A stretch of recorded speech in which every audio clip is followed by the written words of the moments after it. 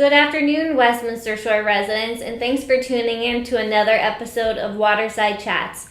Today I have the guest you all have been asking me to interview, our Executive Director, Lynn Farrell. Hi, Lynn. Hi, Ashley. It's nice to be with you. Thanks for coming in today and taking time out of your crazy busy schedule.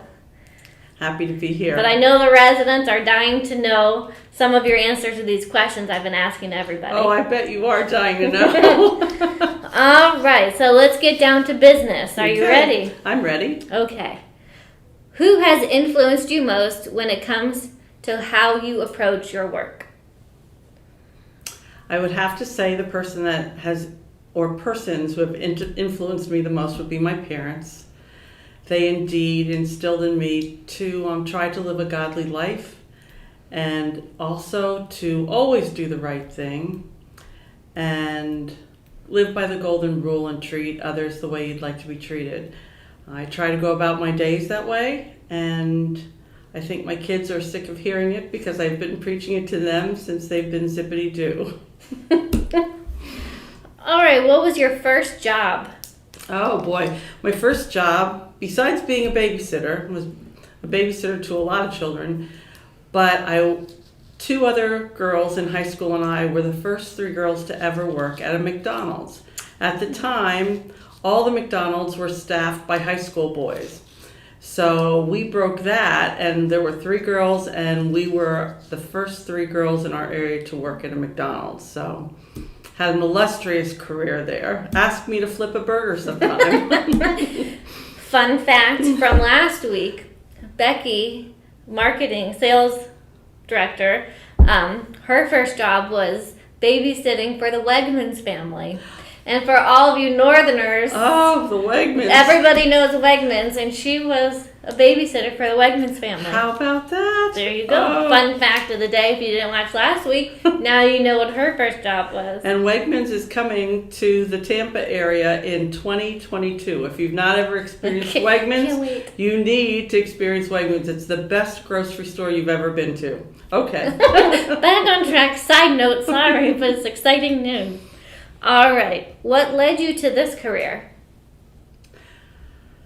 Well, when I was a teenager, I worked as a candy striper and in the local hospital, and I always liked that. And I chose to go into occupational therapy and then therapeutic recreation, and also taught. But my heart was always to be with folks that are a little bit older than I am and serving folks who are seniors. And so for the past 30 plus years, that's what I've been doing. And it's been a wonderful career. Rewarding career. Rewarding career, yes. Absolutely. All right, so we're going to get a little bit more personal. Okay. We're over this business talk. We're getting personal. Okay. All right. This is actually one of my favorite questions. Okay. What advice would you give your teenage self? Oh, well, I think I was pretty headstrong as a teenager, as a lot of teenagers are, and they know everything. And so did I. But honestly, I would give my teenage self the advice that stop and listen, and particularly listen to people who are more experienced and older than you, because maybe you won't make as many mistakes if you follow what they're trying to explain to you. So I love it. Need to tell my niece that. She needs a list of my advice. There you go. All right. What's a trip that changed you and why? Between my junior and senior year in college, I was afforded the opportunity to go to Switzerland and studied a variety of topics, but also had the opportunity to study mountain climbing, glacier or ice climbing, and learned a lot. And I went back that following summer and actually taught mountain climbing at a camp for international children. And what I learned mostly was I could push myself further and harder than I thought possible. There were some of those climbs that I never thought I was going to make it, and I had to just push myself. And I learned that and carried that through my career, that when I think I want to give up on something, I push a little harder, and we find our way through. Wonderful. I like that. That's wonderful advice. I mean, I know that was a trip that changed you, but just that advice, I mean, just keep pushing through. Have to. Amen. All right. What's the best advice that you were ever given, and who was it from? Probably my mom. When I was a Girl Scout at camp, I received a letter from home from my mom because I really didn't like my tent mates. And she wrote me basically the same letter when I was in college and was having some struggles with some people. And she taught me that indeed life is not a bowl of cherries, but to think about those cherries. And every cherry has its sweet fruit, and every cherry has its pit. And it's up to you if you want to look at everyone and every situation and focus on the sweetness of it, or you want to look at everything and see the pit and the worst part about it. So it's a choice I try to make, that I want to be positive and look at the best in people and not look at all those negative things. So my mom was absolutely right. She helped me a lot. Moms know best. Yes, they do. All right, so now we're here for the silly questions. Okay. What's your favorite sport to watch, and which team do you root for? I like sports a lot. I prefer to watch sports, and right now we're in this quarantine, so we have no sports. Mm-hmm. I find myself watching the 1992 Dream Team Olympics basketball team and things like that. But my home teams are the Phillies, and I'm really missing baseball right now, and the Eagles. And I also love college basketball, particularly women's college basketball.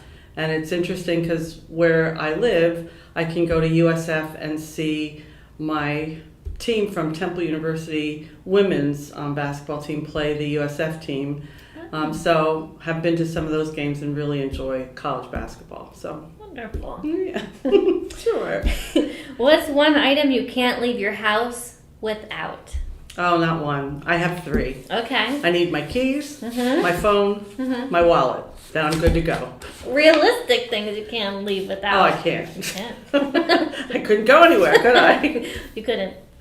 All right. What's your most hated household chore? Dusting.